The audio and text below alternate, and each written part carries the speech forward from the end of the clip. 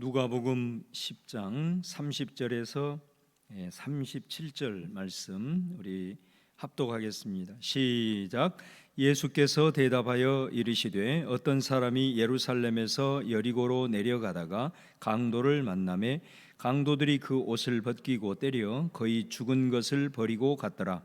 마침 한 제사장이 그 길로 내려가다가 그를 보고 피하여 지나가고 또 이와 같이 한 레위인도 그곳에 이르러 그를 보고 피하여 지나가되 어떤 사마리아 사람은 여행하는 중 거기 이르러 그를 보고 불쌍히 여겨 가까이 가서 기름과 포도주를 그 상처에 붓고 싸매고 자기 짐승에 태워 주막으로 데리고 가서 돌보아 주니라.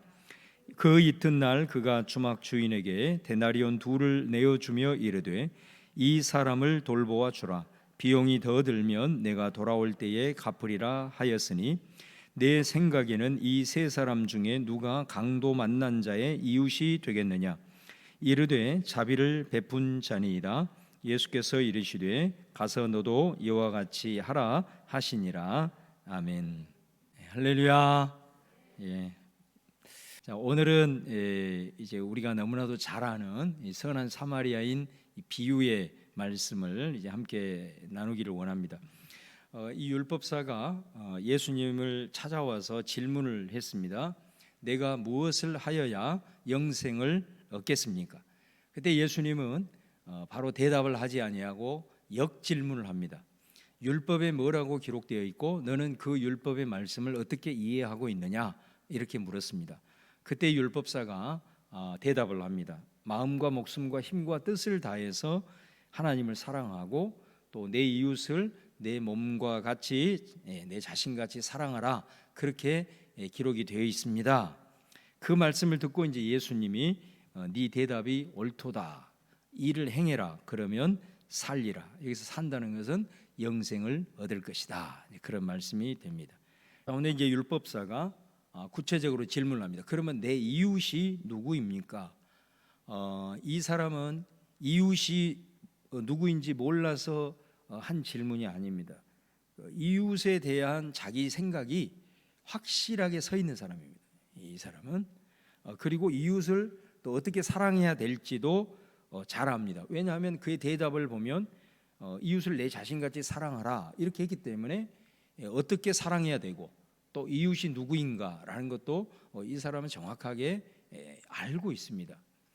그런데 예수님에게 내 이웃이 누굽니까? 이렇게 이제 질문을 한 것이죠. 이제 그 질문에 대해서 예수님이 답변을 하신 것이 이제 사마리아인 비유입니다.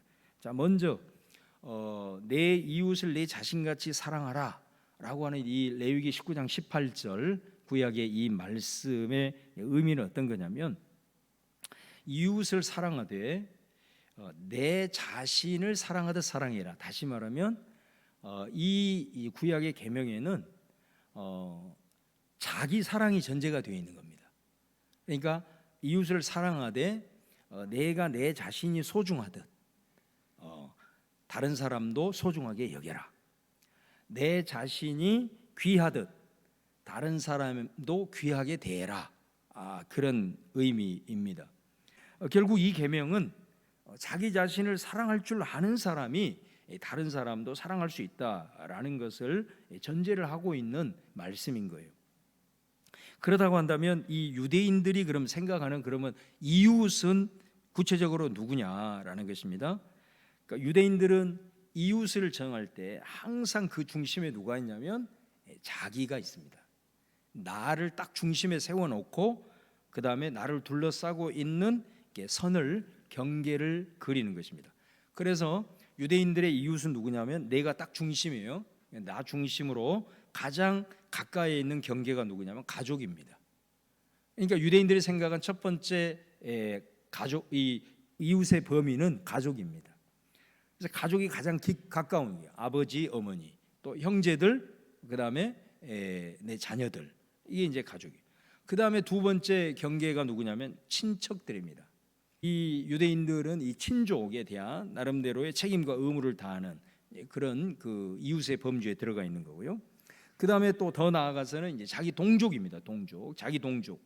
그래서 유대인들은 세계 어디를 가나 그 회당을 중심으로 항상 살아갑니다. 얼마나 유대인들이 잘 뭉치는지 우리 좀 부정적인 용어로 게토라는 말 들어보셨죠? 게토화된다. 그러니까 이게 유대인들 공동체를 좀 부정적으로 표현할 때 이런 말을 쓰는 겁니다. 그 다음에 네 번째 마지막 범주가 뭐냐면 같은 유대인이 아니더라도 이방인이 유대인이 아닌 이방인이라 할지라도 유대교로 개종한 사람들, 이런 사람들은 그 이웃의 범주에 포함을 시킵니다. 그래서 이 사람들은 자기가 중심이 딱 되어서 이웃이 딱 정해져 있는 겁니다. 범주가 가족부터 시작해서 유대인이 아님에도 불구하고 이방인임에도 불구하고 유대교로 개종한 사람들, 이 선까지 이웃으로 생각을 하는 거죠. 그러니까 같은 유대인들이라 할지라도 그 율법을 어긴 그런 죄인들이라든가 또 유대인이 아닌 이방인들, 이런 경우는 이제 이웃으로 보지를 않는 겁니다. 그러니까 자기 자신을 기준으로 해가지고 이웃의 범주를 이렇게 설정을 이제 해놓고 있다라는 거예요. 이거를 율법사는 율법의 전문가이기 때문에 누구보다도 잘 알고 있는 거예요. 그러니까 예수님이 내 이웃이 누굽니까? 율법사가 이렇게 물어보니 이제 그 율법사를 향하여 하나의 이야기로 대답을 하는데 이제 이게 오늘 말씀이에요. 자, 예수님이 뭐라고 대답을 하냐? 자, 이 얘기를 합니다. 어떤 사람이 예루살렘에서 여리고로 가던 길에 강도를 만나서 모든 것 빼앗기고 그 강도에게 거의 죽을 위험에 지금 처해 있는데 강도가 그거를 버려두고 가버렸다 이거예요. 그 사람이 이제 얼마나 살려달라 온 힘을 다해서 외치고 있겠잖아요. 근데 그곳에 제사장이 지나가. 그 다음에 누가 지나가요? 레위인이 지나가. 근데 이 사람들은 오늘 말씀해 보면은 피하여 지나갔다. 그러니까 도망간 거죠. 살려주세요라는 그 음성을 듣고 피하여 지나갔다, 이렇게 얘기를 해요. 여러분, 예수님이 지금 이 얘기를 이렇게 쭉 하고 있을 때 그 얘기를 듣고 있는 율법사나 혹시 그 주변에 어떤 유대인들이 같이 있었을 때 그들이 어떤 생각을 했을까요? 좀 충격을 받았을 거예요. 그러겠잖아요. 예루살렘을 방문해서 이게 내려올 정도면 이 강도 만난 사람이 유대인일 가능성이 너무 많은 거예요. 그런데 그 같은 동족이 이렇게 어려움을 당해 있는 거예요. 그런데 그 율법을 가장 잘 알고 있고 또 지금 예루살렘에서 지금 제사장이나 레위인은 내려오고 있어요. 같이. 그러니까 내려오고 있는 길이기 때문에 지금 뭐 하고 내려오고 있는 거예요, 이 사람들이. 제사장 같은 경우는 자기 반차를 따라서 성전에서 지금 봉사를 하고 있다가 내려온 거 아니에요, 지금. 레위인도 마찬가지고. 이제 그런 사람인데도 불구하고 피하여 그냥 도망치듯 지나갔다라는 얘기를 들었을 때 굉장히 아마 그 얘기를 들으면서 충격을 받았을 거예요. 그리고 이제 충격을 받으면서 아마 얘기를 들으면서 그런 기대를 했을 거예요. 이 사람들은 뭐 지나갔지만 틀림없이 유대인 중에 한 사람이 그 사람을 도와줄 것이다, 아마 그런 기대를 했을 수도 있어요. 그런데 전혀 의외의 인물을 예수님이 이제 말씀을 하시는 거죠. 사마리아 사람이 등장을 하는 거예요.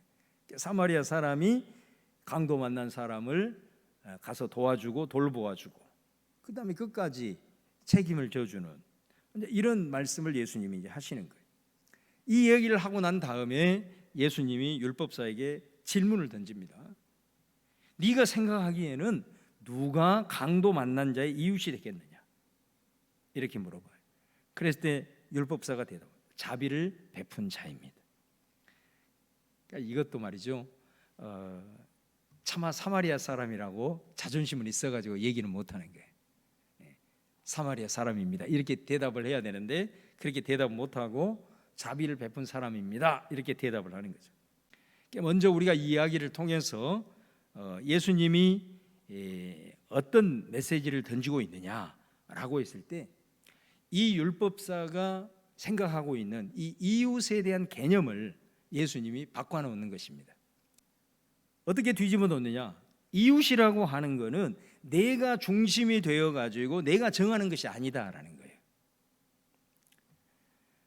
이웃은 항상 도움이 필요한 자가 중심이 돼야 된다. 다시 말하면 이 사람이 생각하고 있을 때 이웃은 자기가 중심으로 해가지고 자기가 정해, 이웃의 범주를. 그런데 예수님은 뭐라고 얘기하냐면 네가 중심이 되면 안 된다. 이웃은 반드시 도움이 필요한 자가 중심이 되어야 한다. 그 사람이 중심이 되고 난 다음에 내가 이 사람의 이웃이 될 건지 이 사람의 이웃이 되지 않을 건지 결정을 하는 거예요. 그러니 예수님의 말씀은 뭐냐면 이웃은 대상이 아니라 내 자신이 이웃이라는 거예요. 무슨 말인지 아시겠죠? 이 사람은 내 중심으로 이웃을 자기가 어떤 대상을 설정을 해놓은 것이라고 생각을 하는데 예수님은 그게 아니에요. 도움이 필요한 자가 중심이고 이웃은 나다 이거예요. 그래서 여러분 우리가 항상 이웃에 대해서 어떤 질문을 던질 때 누가 내 이웃이냐 이렇게 질문하면 안 되고 나는 저 사람의 이웃이 될 것이냐 이렇게 질문을 해야 돼요. 항상 이런 생각을 가지고 있어야 된다는 거예요. 왜냐하면 이웃은 내 자신이기 때문에 그래요. 항상 도움이 필요한 자가 모든 것의 중심이 되어야 한다라는 거예요. 자, 여러분 이 말씀을 통해서 우리가 한번 적용을 해보면 그러면은 우리가 이렇게 질문을 할 수가 있겠죠. 그러면 나는 누구의 이웃이 되고 있는가? 항상 우리가 이 질문을 해야 돼요. 그러면 이웃이라고 하는 것은 더 이상 어떤 거리로 측정할 수 있는 것도 아니고 내가 친하기 때문에 어떤 친밀감에 의해서 이웃이 규정될 수도 없는 거고 또 어떤 나하고 어떤 구체적인 관계를 맺으면 이웃이고 그렇지 않으면 이웃이 아니다. 이런 것은 전혀 의미가 없어지는 거예요. 내가 중심이 아니라 상대방이 중심이 되고 나는 누구의 이웃이 될 것인가 라는 이 관점으로 생각을 해보면 완전히 이웃은 어떻게 보면 내가 이웃이 되기 때문에 그 이웃의 대상은 아예 시공을 초월할 수가 있다라는 것입니다. 지구의 반대편에 있는 사람도 이웃의 대상이 될 수가 있다라는 것입니다. 그러니까 주님께서는 이 이웃의 개념을 자기 중심적으로 이렇게 규정을 하고 있는 이 생각을 완전히 뒤엎어 버리신 것이다. 그러니까 여러분 이게 사실 예수님이 말씀하고자 하는 아주 복음의 핵심이 여기에 담겨 있는 거잖아요. 복음이 뭐예요? 복음이 여러분. 복음은 자기 중심성을 극복하는 것이 복음이에요. 복음을 여러분 복음이 예수 그리스도의 십자가 부활이다. 이거는 너무 당연한 거고 우리가 복음서를 들어가 보면 그 복음이 얼마나 구체화되어 있는지 몰라요. 그러면 이 사마리아인 비유를 통해서 예수님이 이 이웃의 개념을 가지고 우리에게 복음이 뭐냐라고 제시를 했을 때 복음은 내 중심성을 극복하는 것이 복음이 된 말이에요. 그래서 주님은 오늘 말씀에 네 자신이 모든 것의 중심이 되어버리면 너는 항상 율법사처럼 살아갈 수밖에 없다는 거예요. 그런데 타인을 중심에 두게 되면 우리는 복음 안으로 들어가는 사람이. 그래서 여러분 오늘 이 말씀과 관련해 가지고 요한복음 13장 34절 우리 너무나도 잘 아는 말씀이죠. 새 계명. 자, 이 말씀 같이 한번 읽어보도록 하겠습니다. 시작. 새 계명을 너희에게 주노니 서로 사랑하라. 내가 너희를 사랑한 것 같이 너희도 서로 사랑하라. 자, 제가 이 말씀을 좀 설명을 자주 한 것 같은데 예수님이 지금 이 율법사하고 얘기를 하면서 말씀하신 하나님을 사랑하고 이웃을 사랑하라고 하는 계명은 구약에서의 최고의 가장 큰 계명 두 가지, 그죠? 옛 계명이에요. 그런데 예수님은 요한복음에서 새로운 계명을 주셨어요. 근데 그 새로운 계명이 뭐냐면 서로 사랑하라. 그러면 서로 사랑하는 것하고 이웃을 사랑하는 것하고 뭐가 달라서 예수님은 이것을 새 계명이라고 우리에게 말씀하냐라는 것입니다. 이 내 이웃을 내 자신같이 사랑하라. 이 계명이 가장 큰 계명임에도 불구하고 이게 옛 계명인 이유는 뭐냐면 그 중심에 내가 있기 때문에 그래요. 내가 있기 때문에. 자기 사랑이 전제되어 있기 때문에 그래요. 그러니까 나 자신을 사랑하는 만큼 나 자신이 소중한 만큼 다른 사람도 그렇게 여기라는 거죠. 그런데 사실 여러분 이것도 쉽지가 않아요. 이렇게만 해도 이 세상은 천국이 될 겁니다. 사실은 근데 예수님이 주시는 새 계명은 그 차원을 훨씬 뛰어넘는 거예요. 이게 복음의 메시지라는 거죠. 그게 뭐냐면 중심이 타인의 중심이 돼야 된다는 거예요. 이게 새 계명의 의미예요. 그 차이예요. 그러니까 서로를 사랑하되 뭐라고 사랑하라고 그러냐면 내가 너희를 사랑한 것 같이 사랑해라. 그러니까 새 계명인 거예요. 그 예수님은 그럼 우리를 어떻게 사랑했냐? 예수님은 우리를 살리기 위해서 어떻게 했냐? 우리로 하여금 니네들이 나한테 와 이렇게 얘기 안 했죠. 예수님이 아예 우리처럼 되셨잖아요. 우리를 중심으로 둔 거예요, 예수님은. 그래서 인간의 몸을 입고 온 거예요. 이게 예수님의 모습이에요. 성육신이란 말이에요. 그리고 예수님이 이 땅을 살아가면서 마지막 십자가에 달리시기까지 예수님의 우리를 향한 모습은 뭐냐면 자기의 모든 것을 다 내어주었어요. 이게 예수님의 사랑이잖아요. 예수님의 이 말씀은 타인이 중심이 되어 있는 거예요. 이 차이입니다. 그러니까 예수님이 그렇게 사랑을 해라. 내가 너희를 사랑한 것 같이. 나는 너희들을 사랑할 때 절대로 내 중심을 두고 너희를 바라보지 않았어. 너희들을 중심에 두고 내가 모든 행동을 하고 내 모든 것을 했다. 그렇기 때문에 너희들을 위해서 모든 것을 내줄 수 있었다. 그렇게 사랑하는 것이 새 계명이라 이거예요. 그러니까 복음은 구약의 내 이웃을 내 자신같이 사랑하라라고 하는 이 계명의 수준을 훌쩍 뛰어넘는 거예요. 사실은. 그래서 이 비유를 통해서 이 이웃에 대한 개념을 통해서 우리에게 말씀하고자 하는 복음이라고 하는 건 뭐냐면 나 중심의 사고에서 타인 중심의 사고로 전환하는 것이에요. 이게 오늘 이 말씀을 통해서 우리에게 주시는 복음의 메시지다 말이에요. 그러니까 나 중심으로 생각을 하게 되면 일단은 우리가 대상이 잘 안 보입니다. 사랑의 대상이 잘 안 보입니다. 왜 그렇습니까? 한번 우리 현실적으로 한번 생각을 해보세요. 왜 안 보입니까? 우리는 항상 결핍 가운데 살기 때문에 그래요.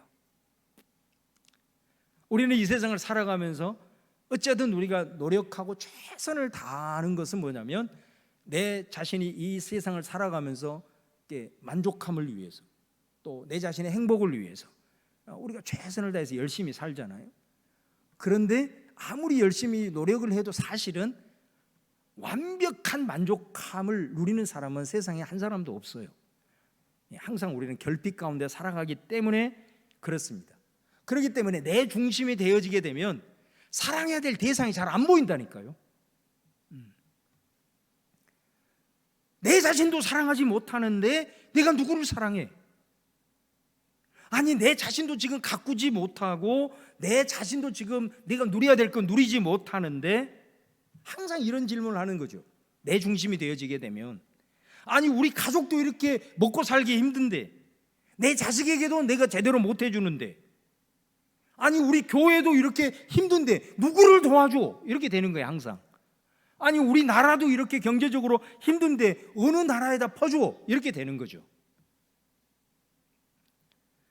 그러니까 내 중심이 되어지게 되면 사랑의 대상이 안 보이는 겁니다. 그러니까 내 중심이 되면 절대로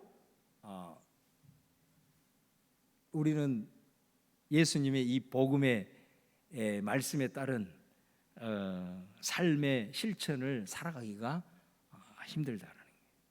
왜? 우리는 이 세상 죽을 때까지 결핍을 극복할 수 없는 존재들이기 때문에 그런단 말이죠. 그런데 우리가 그런 결핍 가운데 살아가는 존재임에도 불구하고 복음으로 우리가 전환을 해서 타인 중심으로 살아가게 되면 사랑의 대상이 그때부터 보이기 시작합니다.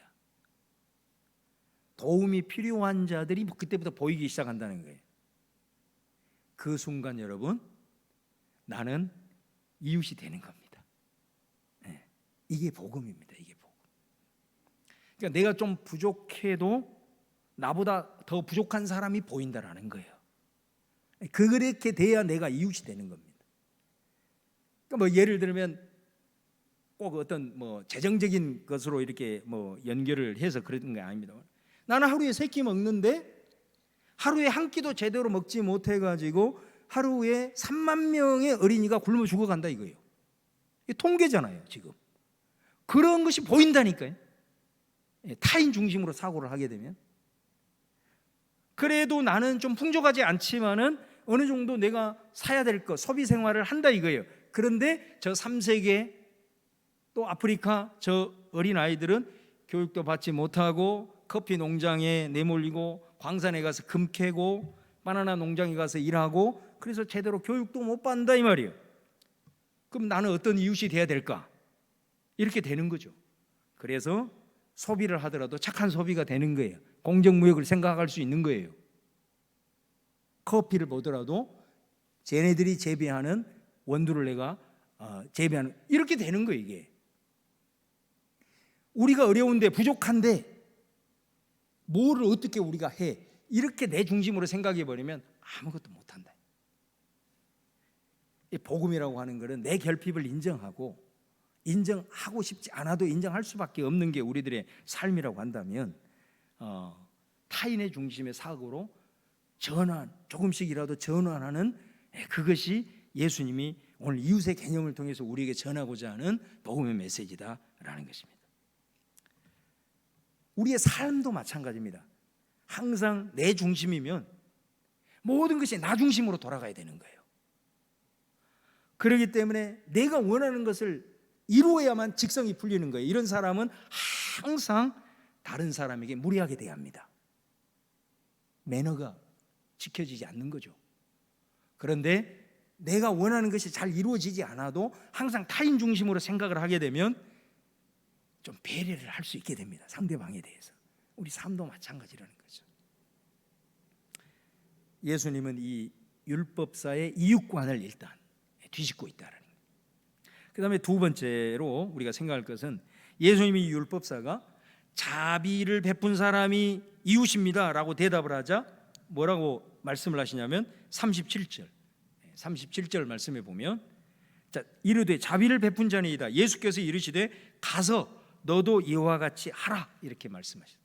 그러니까 율법사가 예수님에게 하나님 사랑, 이웃 사랑 계명을 얘기할 때 예수님이 네 대답이 옳도다, 이를 행해라, 그러면 살리라, 이렇게 말씀했고, 또 이 선한 사마리아인 비유를 말씀하시고 난 다음에도 뭐라고 마지막으로 얘기하냐면 가서 너도 이와 같이 하라, 이렇게 말씀을 하시죠.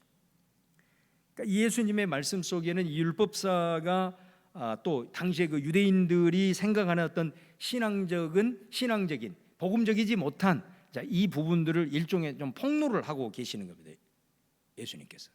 자, 그것 중에 하나가 뭐냐면, 이 사람은 아까도 말씀드린 대로 율법에 대한 내용은 아주 잘 알고 있었다. 그런데 그것을 실천하는 것에 있어서는 상당히 게을렀다라는 것을 이제 볼 수가 있습니다. 예를 들어서 우리 구약의 쉐마 보세요. 그 말씀을 손목에다도 메고 여기다도 붙이고, 앉았을 때든지 누웠을 때든지 뭐 집 문설주에 붙이고, 이 사람들은 말씀을 떠나서는 살 수 없는 정도, 그래서 말씀을 읽고 심지어 그 많은 말씀들을 다 암송할 정도로 특별히 이 율법사 같은 경우는 또 말씀을 가르치는 자였잖아요. 그렇죠? 그런데 이 사람들이 말씀을 구체적으로 실천하는 데는 굉장히 약했다라는 거예요.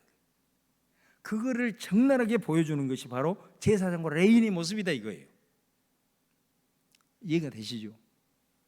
31절에 보면 마침 한 제사장이 그 길로 내려가다가 그를 보고 피하여 지나가고, 그러니까 예루살렘에서 지금 예배를 드리고 가고 있는 거예요.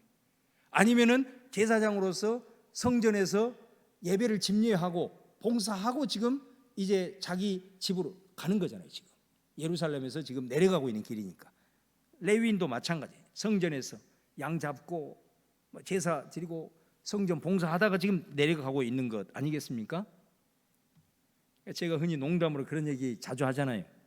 우리 주일 예배 드리면서 설교 들으면서 그 설교 시간에 설교 내용이 다른 사람 양보하고 배려하고 또 그러기 위해서 우리들의 좀 감정도 추스리고 좀 절제함이 필요합니다. 그래서 또 설교 듣고 아멘하고 또 끝나고 찬양하고 또 결단의 기도까지 딱 드리고 그래 했는데 주차장에 나가서 분노가 폭발을 해버리네.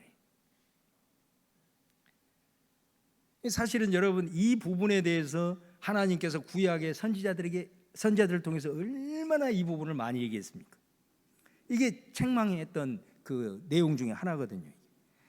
그 말은 무슨 말이냐면 나의 백성이 성전에 와가지고 하나님 앞에 제사 드리고 예배하고 예배를 잘 섬기고 뭐 찬양하고 또 마음을 새롭게 해. 근데 이제 이 성전을 떠날 때는 거기에서 하나님의 임재를 경험하고 하나님 앞에 예배 드리고 하나님 만났던 그 모든 거 그대로 다 내려놓고 이제 성전을 떠날 때는 아주 새로운 마음으로 떠난다 이게. 그러면 새로운 마음이 어떤 마음이에요? 그러니까 일종의 이런 거예요. 이게 우리로 얘기하면 교회로 예배 드리러 들어올 때는 세상의 옷 쫙 벗고 교회 옷으로 딱 갈아입고 들어오는 거지. 그다음에 교회에서 이제 다 하다가 은혜 받고 할렐루야 하면 감동하고 결단하고 딱 나갈 때는 교회 옷 딱 벗고 세상 옷으로 딱 이렇게 입고 이제 나간다네. 이걸 사실은 여러분 선지자들을 통해서 하나님께서 내 백성이 그렇게 한다고 굉장히 많이 해왔던 말씀들을 어떻게 보면 이것을 통해서 예수님이 말씀을 하고 있는 거예요. 그러니까 우리가 세상에 나가면 우리가 직면한 수많은 상황들이 펼쳐지지 않습니까? 우리에게. 자, 그랬을 때 여러분에게 그 순간에 하나님의 말씀이 생각이 납니까? 그런 수많은 상황에 직면했을 때 하나님의 그 마음이 있잖아요. 하나님의 그 마음. 이게 하나님의 마음일까? 라고 하는 그 하나님의 마음이 품어지냐? 그리고 그 수많은 상황에 직면을 했을 때 이게 과연 주님의 뜻일까? 고민이 생기느냐? 이런 거예요, 이런 거. 근데 전혀 그곳에서도 말씀이 잘 생각나지 않고 하나님의 마음이 품어지지 않고 또 주님의 뜻에 대한 고민 자체가 없다라고 한다면 어떻게 보면 우리도 똑같은 어떻게 보면 이 레위인과 제사장처럼 방금 하나님께 예배드리고 예배 섬기고 나오는데 전혀 말씀이 생각나지 않고 하나님의 마음도 절대 품지 않고 도망치듯 떠나가는 이 모습과 전혀 이제 다를 바가 없다라는 거예요. 그거 이제 예수님이 폭로를 하는 거죠, 사실은. 여러분, 저는 오늘 이 말씀을 보면서 저도 마찬가지고 우리 사랑하는 성도님들 교회 올 때 또 세상으로 나갈 때 옷 가능하면 갈아입지 않고 살아가시면 좋겠어요. 할렐루야. 그거 기도 제목으로 좀 저와 여러분이 같이 삼고 오늘의 시간 좀 기도했으면 좋겠어요. 그 다음에 두 번째는 뭐냐면 이 율법사의 모습이 그 지난 시간에 이후에 나오는 마르다의 빗대였다 그랬잖아요. 그러니까 어떤 모습이었냐면 자신은 주님을 위해서 열심히 일하고 있는데 빈둥빈둥 놀고 편한 자리에서 예수님 발치에 앉아가지고 말씀 듣고 있는 마리아가 한심하게 보인 거예요. 주님, 내가 하고 있는 그러니까 그 말의 요지는 그거예요. 내가 하고 있는 이것이 마리아보다 훨씬 더 낫다라고 인정해 주시고 또 마리아로 하여금 나를 도와달라고 그 말은 마리아를 좀 책망해 주세요. 그러면 그러니까 이 마르다의 그 주님에게 그렇게 말씀하는 내용은 뭐라 그랬습니까? 기본적인 자기 우월감이 있는 거예요. 자기 우월감이 있는 거예요. 그래 내가 하고 있는 일이 최고다. 그리고 뭐 그렇게만 인정하면 좋았는데 마리아를 빗댄다라고 하는 것은 뭐냐면 자기 우월감 속에서 다른 사람에 대한 판단과 비난이 이제 이어지고 있다라는 거 아니겠습니까? 그러니까 오늘 예수님의 말씀은 그런 마리다와 같은 이 율법사를 비롯한 제사장과 레위인들을 부끄럽게 한 거예요. 왜? 그들이 하지 못했던, 그들이 얼마나 율법을 많이 알고 있고 그리고 그들에 대한 이 유대인이라고 하는 선민 사상이 있고 그리고 심지어 그들은 사마리아인들에 대해서 개로 여기고 이방인처럼 여기고 있는데 오늘 말씀에 보면 진짜 이웃은 제사장과 레위인이 아니고 그들이 개로 여기고 돼지처럼 여기는 사마리아인이 그 역할을 하고 있으니까 얼마나 이 사람들이 그 얘기를 듣고 한편으로는 열받았겠고 한편으로는 좀 마음에 찔렸겠냐라는 것입니다. 여러분, 이 사마리아인의 모습을 보세요. 33절에 보면은 사마리아 사람은 여행하는 중 거기 이르러 그를 보고 뭐라고 얘기해요? 불쌍히 여겼다. 이게 하나님의 마음 아니에요, 여러분? 예수님이 이 세상에 오셔가지고 기적을 베풀고 수많은 병자들을 고치고 또 배고파하는 사람들을 위해서 오병이어를 베풀 때 거기에 빠지지 않고 등장하는 메시지가 뭐예요? 불쌍히 여기사. 이 복음의 핵심 아닙니까, 여러분? 이게 예수님의 마음이고 하나님의 마음인데, 이 마음을 사실 누가 갖고 있냐면 그들이 괴로 여기는 사마리아 사람이 이 마음을 갖고 있더라는 거예요. 불쌍히 여기더라는 거예요. 그렇게 말씀을 많이 알고 있는 사람들은 피해서 도망가는데, 이 사람은 불쌍히 여기는 아버지 하나님의 마음은 이 사람이 갖고 있더라는 거예요. 가까이 가서 기름과 포도주를 상처에 붓고 싸매어 주었다. 자기 짐승에 태워서 주막으로 데리고 가서 돌보아 주었다. 또 35절에 보면은 주막 주인에게 데나리온 2를 줬다. 이게 이제 노동자 이틀치냐, 적은 돈이 아니라고.